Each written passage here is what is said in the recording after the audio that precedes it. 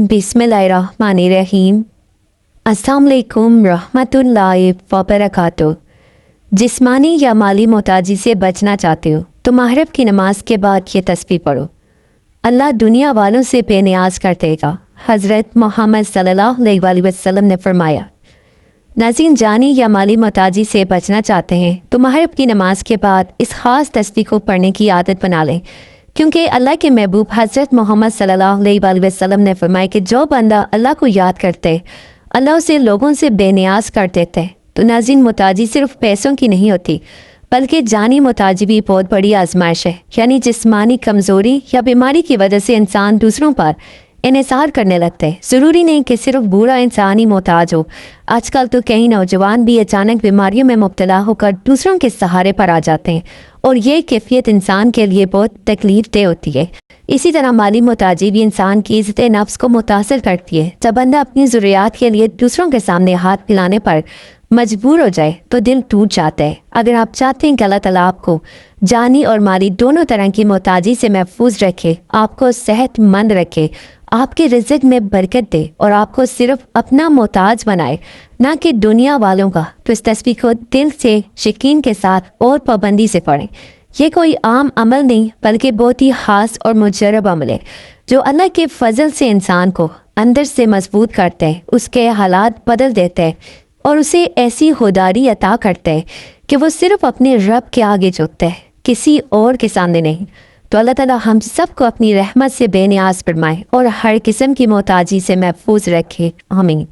तो नाज़रीन, अगर आप चाहते हैं कि आप जानी और माली हर किस्म की मोहताजी से बच जाए, ना आपको किसी के आगे हाथ फैलाना पड़े, ना कर्ज मांगना पड़े और ना ही बीमारी की हालत में दूसरों के सहारे पर रहना पड़े, तो महरब की नमाज के बाद एक बहुत ही खास और बाबरकत तस्बीह को अपना मामूल बना लें और वो तस्बीह है ला हौला वला कुव्वता इल्ला बिल्लाह या गनी या मुगनी।